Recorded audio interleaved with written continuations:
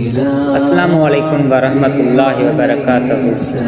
کیا آپ جانتے ہیں کہ قرآن پاک کی ایک صورت ایسی ہے جو نازل ہوئی تو ایک انسان کا انجام دنیا ہی میں ظاہر کر دیا گیا؟ جی ہاں، وہ شخص تھا ابو لہب، نبی صلی اللہ علیہ وآلہ وسلم کا سگا چچا، مگر دشمنی ایسی کہ اللہ نے اس کا نام ہمیشہ کے لیے ذلت میں لکھ دیا۔ جب نبی صلی اللہ علیہ وآلہ وسلم نے لوگوں کو اللہ کی عبادت کی دعوت دی تو سب سے پہلے آپ کے خاندان والے جمع ہوئے۔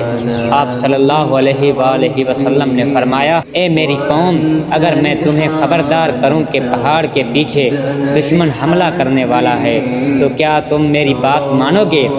سب نے کہا ہاں، ہم آپ کو سچا مانتے ہیں۔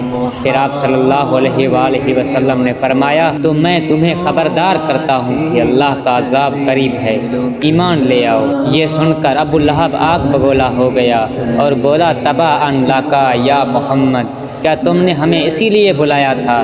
یعنی تجھ پر ہلاکت ہوئے محمد، استغفر اللہ۔ اسی وقت اللہ تعالیٰ نے ایک سورت نازل فرمائی جس نے ابو لہب کا نام ہمیشہ کے لیے مٹا دیا۔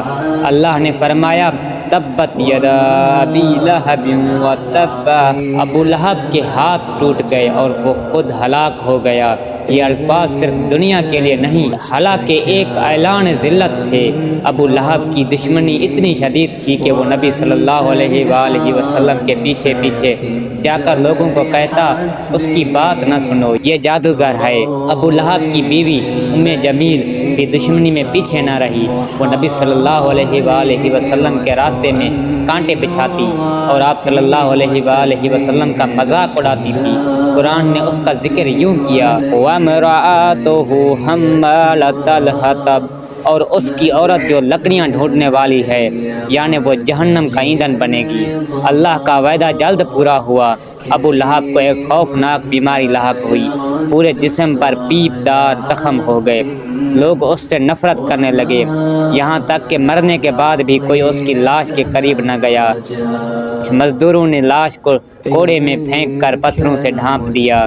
یہ صورت ہمیں ایک عظیم سبق دیتی ہے کہ نبی صلی اللہ علیہ وآلہ وسلم کی دشمنی دراصل اللہ کی دشمنی ہے، اور جو اللہ اور اس کے رسول صلی اللہ علیہ وآلہ وسلم سے دشمنی کرتا ہے اس کی تباہی یقینی ہے، چاہے وہ کتنی ہی طاقت والا کیوں نہ ہو۔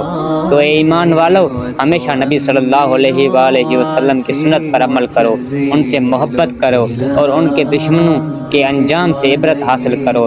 اللہ ہمیں نبی صلی اللہ علیہ وآلہ وسلم کی اطاعت کی توفیق دے، آمین۔ اگر ویڈیو پسند آئے تو لائک، سبسکرائب اور شیئر کرنا نہ بھولیں۔